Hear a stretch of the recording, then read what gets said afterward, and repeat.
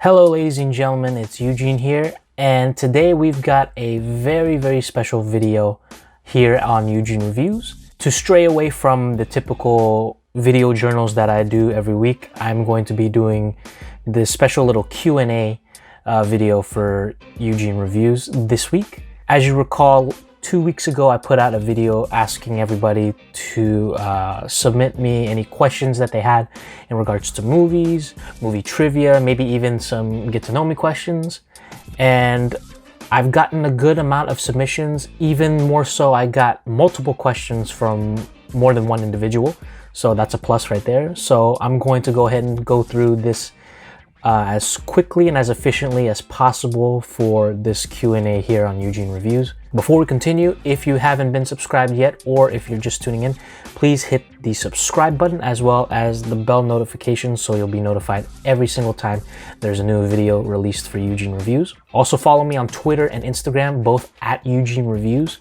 You'll see my top 5 recommendations soon for the month of February if it's not already been out. And also be sure to tune in for another one of my video journals the following week, February 12th, for Thor Ragnarok. Alright, so once again, I'm going to try to go through this in one fell swoop, really trying to do it in one quick take so it doesn't look like that I'm cheating or I'm trying to come up with my answers during breaks or anything like that. So I'm going to try to go through these as much as possible. And let's see what y'all got to say. I'm actually eager to hear what y'all have to say. So I haven't really seen any of the questions, maybe a couple of them glanced at because I had to take screenshots of each of the submissions so I can put them on the video, as you'll see throughout. But without further ado, let's go ahead and proceed with the questions. All right, let's see if I can go through this in one fell swoop. Brought some water so I can clear my throat for this. Let's do it. All right, Francisco writes, favorite Edgar Wright movie and why is it Hot Fuzz? Unfortunately, it is not Hot Fuzz. Of the Cornetto trilogy, yes, perhaps, but not overall Edgar Wright. My favorite Edgar Wright film of all time is Scott Pilgrim vs. the World. It's video games, it's comic books, it's quirky nerdiness, it's a bunch of various different stars and cameos and very unique storytelling that I didn't think would actually be on film, but also too I didn't think it'd be executed that fascinatingly.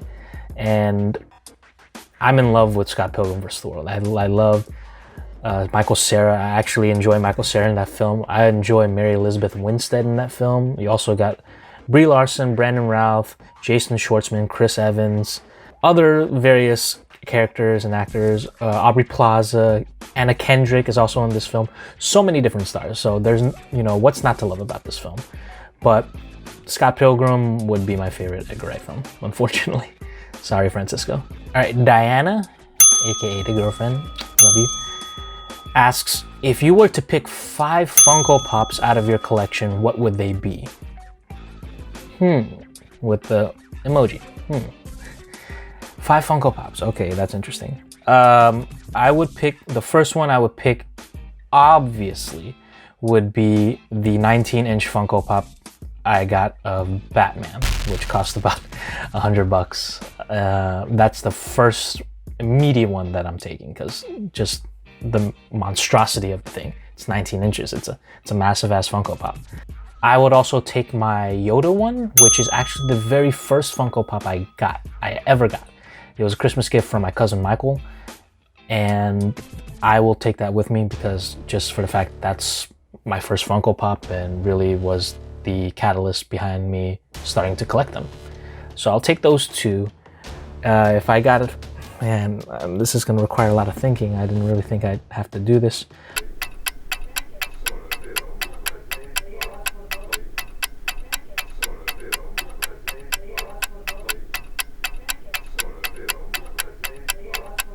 I would also take this pink Valentine Yoda one that my girlfriend got me.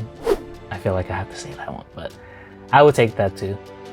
So I've got the Batman 19-inch, the first Yoda one that I ever got, the pink Yoda one I got, the Valentine's Day one that my girlfriend got me, and the other 2, I would take this, I want to say it's like a 10 or 11-inch Baymax one from Hot Topic that's actually like glitterly glittery and sparkly.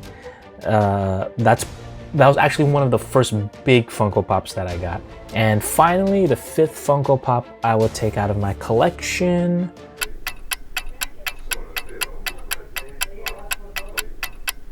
I'm gonna say the Jollibee one.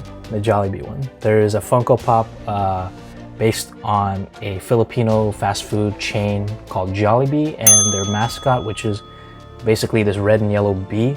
It's the equivalent of McDonald's in America, Jollibee for the Philippines, and they have a Funko Pop, and I was fascinated by that. I didn't think they'd actually make one, so when I went to the Philippines back in 2020, I got a Funko Pop of Jollibee, so that's a pretty cool one to have in my collection. Very, very sentimental when it comes to my collection. There's so many others that I could pick from, but at least those are the 5 that I keep in mind. So 19-inch Batman, OG Yoda, Valentine's Yoda from my girlfriend, the 11 or 12-inch Baymax from Hot Topic, and the Jollibee Funko Pop from the Philippines. So those are my 5 that I would take. Thank you, baby, for that question. I really like that. And that was a difficult question. It really was. So kudos to that. Next question.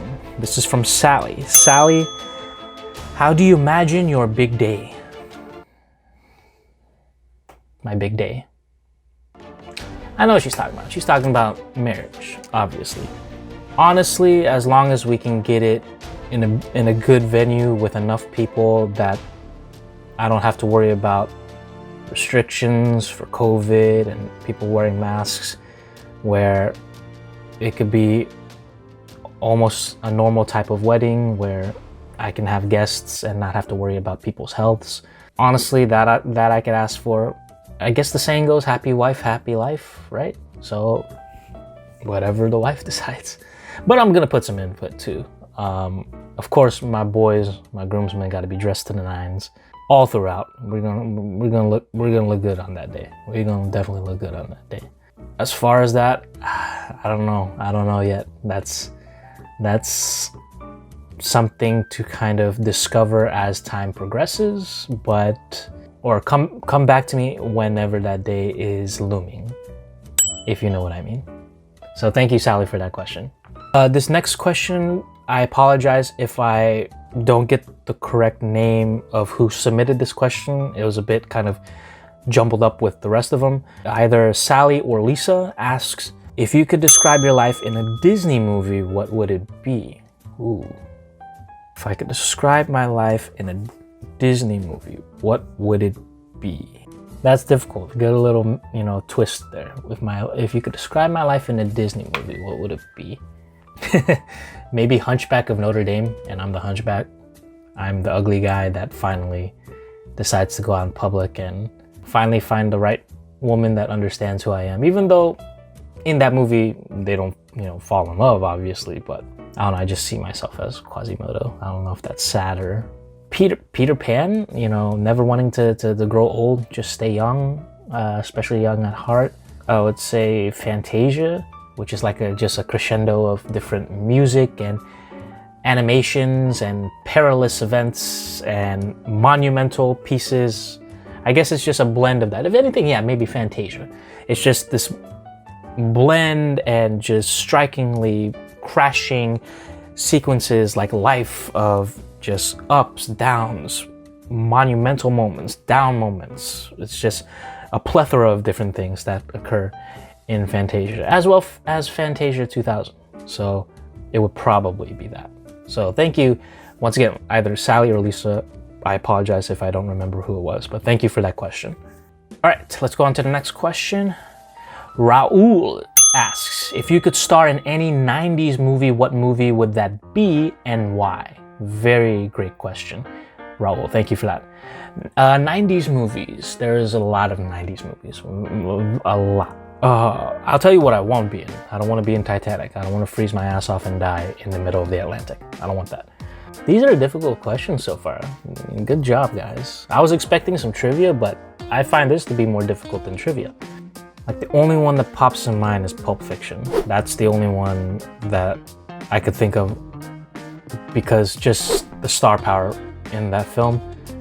John Travolta, Samuel L. Jackson, Uma Thurman, Bruce Willis, Ving Rhames, Tim Roth, Harvey Keitel, all of the great actors involved in those films. I would be a part of that. But as far as like the storyline, I don't want to, you know, get stabbed by a samurai sword. I don't want to get shot by a shotgun. I don't want any kind of perilous or death-defying moments to happen to me. But just as far as being a part of that ensemble, I would love to be a part of that. So yeah, you know what? I'll go ahead and say that. Pulp Fiction, I would want to be in Pulp Fiction. The unique non-linear storyline that Quentin Tarantino, who is a genius in storytelling, finally displays for the first time, I just thought that was pretty monumental and something that is a benchmark in the 90s. So Pulp Fiction it is.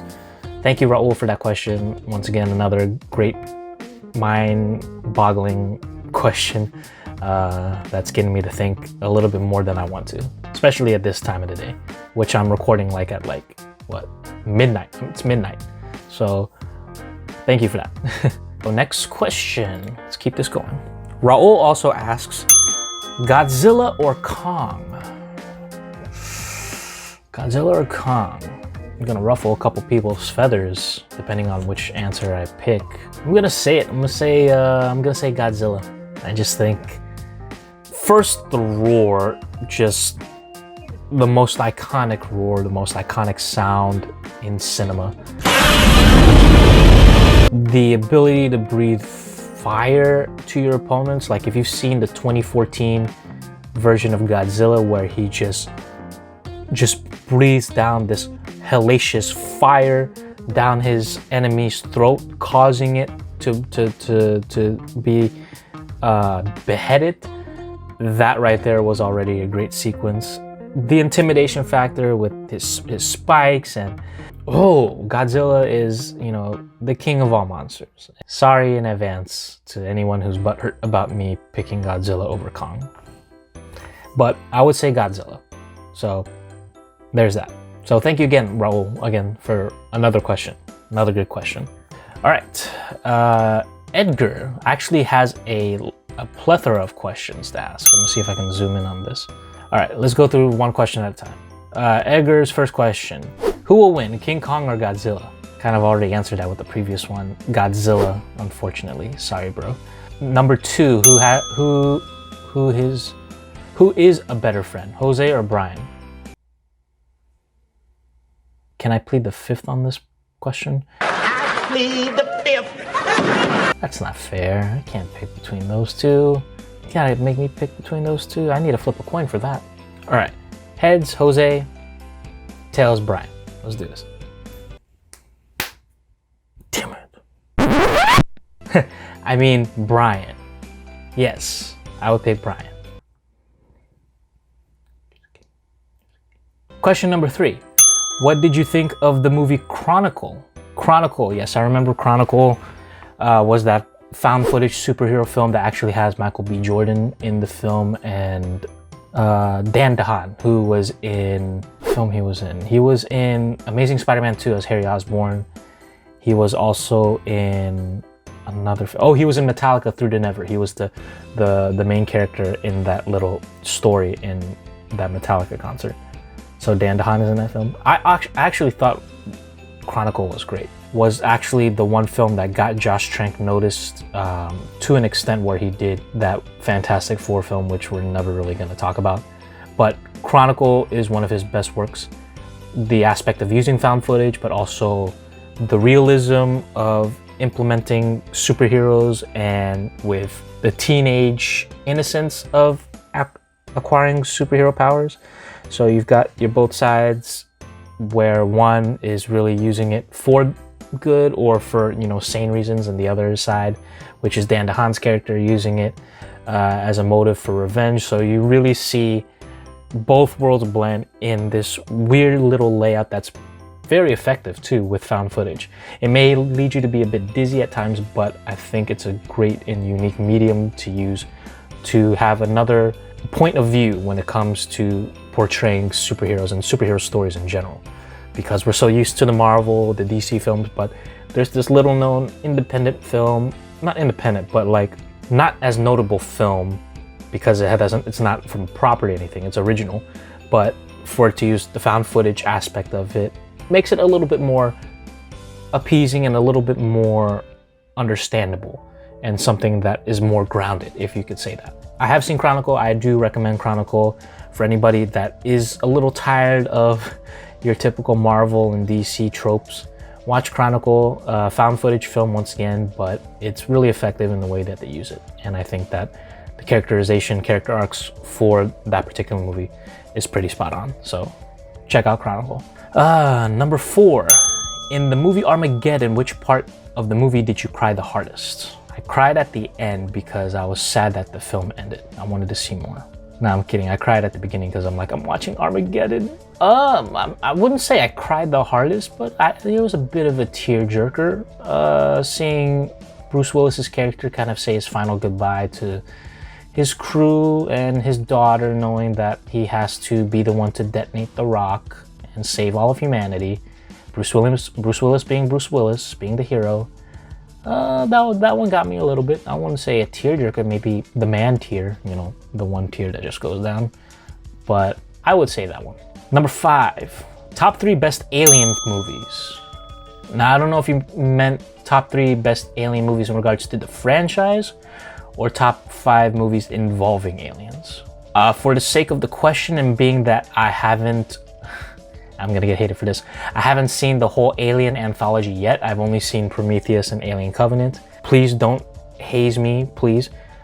I will go with best movies involving aliens. Let's just say that. Top 3, in no particular order. I think you can't really talk about any kind of movie dealing with aliens if you don't mention E.T. And I think E.T. definitely should be in the top 3 conversation of any type of extraterrestrial film conversation. No pun intended, because it's called The Extraterrestrial. But E.T. should be up there. I really do like Cloverfield. Cloverfield was that found footage film that got everybody dizzy and everybody just nauseous because of the found footage effect and people getting dizzy, and not to mention that one scene where the lady's head just implodes and you see blood everywhere. A theatrical experience with friends that I'll never forget. I just remember going with a group of friends. One of my friends actually had to leave the theater to throw up, but everybody else was just on the edge of their seat, just eager to see what that was. So Cloverfield, I'll definitely say, you know, it is a movie involving an alien. I'll give it that. I'm gonna say Lilo and Stitch. Ohana, you know. E.T., Cloverfield, Lilo and Stitch. I'm sure there's plenty of others that I haven't gotten a chance to get around to, but that's a good question to kind of get me thinking. Number 6, Edgar Wright's rank the Jokers so far. Ooh, rank the Jokers so far. I'm gonna put, and really not a fault of his own, just kind of the underexposure. It's really hard to kind of put a specific guideline and critique on someone that didn't even get enough screen time to justify it. So on the bottom for right now is Jared Leto. Sorry, Jared. Great actor, great individual, great singer, but as far as that portrayal, not really the best of portrayals. But then again, can't really justify it. Wasn't really on screen that much in Suicide Squad. I would put Cesar Romero's Joker from the 1966 Batman on that list. Once again, really kind of no fault to his own. That was the character written for that particular era of Batman. I'm sure it was a great performance, but it's not as good as the other ones that I'm gonna mention. Okay, next one, Jack Nicholson. Although I do like kind of the smug gangster feel of a Joker presentation in 1989's Batman. Once again, I don't think it's as good as the other ones you're gonna see. So I'm gonna put it at that. I'm gonna say this, the next one up, Joaquin Phoenix's Joker. And Joaquin Phoenix, yes, he won an Oscar for it. Great, whoop-de-doo. So did another one, but I do like really the transformation into the Joker for that one. It was a great character study, and very polarizing when it comes to the overall narrative, but Joaquin really did, you know, hit the nail on the head with that performance. So I'm gonna give him that. And Joaquin does bring out an exceptional performance. As far as him getting into becoming the Joker, I think that's fascinating with that. I will give him that. Number 2, Mark Hamill. Mark Hamill is actually a voice character of the Joker that has done it for both the animated series of Batman back in the 90s, as well as a couple of the video games, in particular the Arkham series. I believe he's done at least one. Fact check me if I'm wrong, but I'm sure he did at least one of those to justify him kind of going through both sides, TV and video games. But Mark Hamill is definitely a Joker. He's definitely one of the Jokers. And to anyone who says it's not, they don't know what they're talking about. Mark Hamill is a Joker option, and I think he's the second best option. And of course, with him being number 2, obviously, you know who number 1's going to be? It's going to be Heath Ledger. Heath Ledger, with his anarchist, really take no prisoners, all for himself type of attitude, reinvention of the Joker that was so vast and so completely 180 that we've never seen before in a Joker film, and kind of was the standard of what it meant to be a villain after that in future films and future installments and future superhero films. That right there was the creme de la creme of what it meant to be a villain. Even though many people say, oh, it's not an honest portrayal of Joker, it doesn't matter. That was a unique version of his portrayal. So I gotta give Heath Ledger credit where credit's due. I mean, we still talk about it to this day, even after his untimely death. Number 7, three hottest actresses. Number 1, any day of the week, Emma Watson is for me the hottest. Number 2, Scarlett Johansson.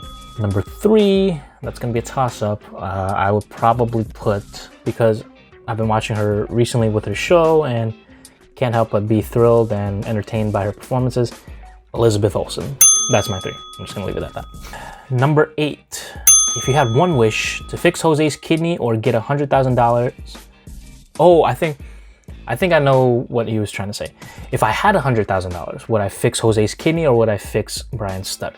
So just in case people don't know, I have 2 friends. This goes back to one of the previous questions. A friend by the name of Jose. This gentleman, unfortunately, does have failing kidneys and does go through dialysis every single day. And then one of my other friends, Brian, who does have a stutter. And as much as these are very, very, tough type of subjects, we try to find the best out of it to have some kind of humor and laughter with it. Maybe sometimes a little too overboard, but we still are friends and have a connection despite that. Sometimes it may go too far, but we know when we go too far, and we know the lines that we don't want to cross. But so he's basically asking, if I had $100,000, would I fix someone's kidney or fix someone's stutter? Well, I'll tell you this right now, I would fix someone's kidney, because I feel like that right there is a more health deteriorating factor that would hinder him the will to live any longer. Whereas this stutter, there's various classes and various courses and various training methods to help exercise one to at least avoid certain pathways that would make him stutter, or avoid words that would make him stutter. Why am I going too far into this? If I had $100,000, I'd fix Jose's kidneys. Plain and simple. The guy's kidney is dead. Get him a transplant. Problem solved right there. If I had $100,000, that'd be a different story, man. Number 9. Oh, we're going back to more of these. If you had one wish to get Jose a kidney or to make sure Brian doesn't die alone, which one would you choose? Well, both of them do factor in life and morality, because one needs a kidney in order to live a longer, more prosperous life. The other one would need a mate to not die alone. Well, in that case, I'd wish that Brian doesn't die alone. That's kind of a fear of mine, being dying alone. So I would say I'd wish for Brian to doesn't die alone. I would want someone to be with him, someone that he cares about. That's very dark. I don't know why we're getting to these conversations. Luckily, the last question ends in a movie question. Number 10, have you seen The Lighthouse? Yes, I have seen The Lighthouse. I believe that's a film directed by Ari Aster. He directed The Witch, which was this recent horror period piece, which was very, very disturbing. And watching it with surround sound just made it that much more disturbing. One of the more unsettling horror films that I've seen as of late. Excuse me, Robert Eggers. I apologize so much. Robert Eggers. Ari Aster is the one who directed, I believe, Midsommar. I might be even wrong on that. But yes, I've seen The Lighthouse. It's a interesting character piece. It's an interesting performance piece with two exceptional performances with Willem Dafoe and Robert Pattinson. It's very, very provocative and thought-provoking when it comes to, I think, the realm of isolation. So you see a lot of trippy things. Being in black and white too makes it even that much more impactful. You really do see just this unraveling of human emotions and psychological narrative that I think is very effective when you kind of pay attention and realize it's not gonna be all color and glamour and action and romance and comedy and stuff. It's a serious, thought-provoking piece on two characters, isolated on this lighthouse that has this aura to it that just leads people to go psychotic. So when you focus really on that, then you'll see just really how mesmerizing of a character piece and a character study this is and could potentially become. So Lighthouse, while it's not as impressive as I think as The Witch is, I still do think The Lighthouse is, somewhat impressive enough to say to myself that, I appreciate watching that film. I do see really great strides with Robert Pattinson's performance as well as Willem Dafoe's performance in that film. So kudos to those two. Kudos to Eggers for making another brilliant film. Great job all around. If you like character pieces and, seeing real character display and characterizations and character arcs, watch that. It's not full of action and comedy and colors and wonders and stuff. It's a very kind of grounded and just psychologically just exploitative piece. All right, so that wraps up all of Edgar's questions. Thank you so much for those, Edgar. Very, very time-consuming in my thought process for these films and other various questions, so thank you for that. All right, so next one. Jenny, who also puts in multiple questions. Top 3 best horror movies rated by the fandom and not mainstream platforms. Let's call them Rotten Tomatoes. So basically, top 3 horror films rated by fans and not by Rotten Tomatoes. I really do think, and I still hold in high regards, that The Exorcist is one of the top horror films of all time. Even though it's not out in this day and age where we can find information fast. This came out in, the 60s and 70s, where it was very taboo and very, very controversial to have something like that on screen. So if it's gonna stir some attention, it's gonna stir some drama within society, within communities, within groups, of course, something like that, it's gonna be very provoking. And because of that, because of the greatness of what it was able to make out of it, I put that highly regarded as one of the best horror films of all time. So, number 1, at least right now, The Exorcist. I'll put The Exorcist up there. Once again, these are going off what I've seen. There's a lot of horror films that I have not seen, but I'm gonna give the top 3 that I could think of. I'm gonna say number 2 is The Conjuring by James Wan. I think there was a lot of hoopla with that film too, in that it was in a day and age where it was about gore and jump scares and everything like that. It felt like The Conjuring went back to real true horror and suspense and long-standing shots and real subtle but yet effective type of scares. Once again, this is based off films that I've seen. I have not seen a good number of horror films that are deemed cult classics. So for me, I apologize, I haven't seen those movies. I'm gonna say 28 Days Later. that right there was bonkers. Danny Boyle, if I'm not mistaken, was the director of this. He did Slumdog Millionaire and 127 Hours. For a film at that time, that was like early 2000s, that right there was crazy. And to have it really reflect on this real world aspect of a plague and zombies, the undead, that right there was thrilling. I remember too, as a kid, watching previews of it, covering my eyes. Even from the previews, that got me terrified. And then watching it years later as an adult, being like, oh, I can still, you know, I could watch horror films. It still scared the shit out of me. So 28 Days Later, I would definitely put that. I want to see 28 Weeks Later. I'm still wanting to watch that. And I give kudos to all the other films that I haven't seen yet. I'm sure they're great that I haven't seen yet. Actually, if you want, put them on the comments section below what definite horror films that I did not mention on my top 3 that you feel like I have to watch now. So that'll help me out tremendously. All right, Jenny's second question, number 2. Asian movies for mystery and cops, Korean or Japanese?